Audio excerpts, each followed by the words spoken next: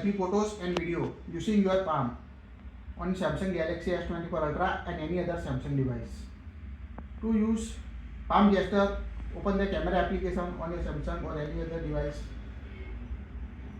Tap the setting gear icon at the top left corner. Now scroll down.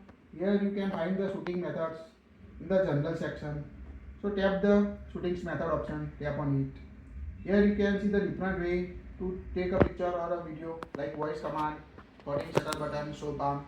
In this video I will only show the how to use palm gesture to take a selfie or start recording selfie video.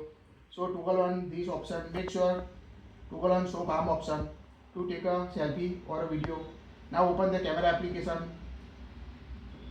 Now show the palm on the camera and you can see it will automatically take selfie on your device. Just show the palm on your phone and it will automatically capture the selfie on your device like this. So this palm gesture is very helpful to capture the selfie on your device. That's it. If you like it, share it.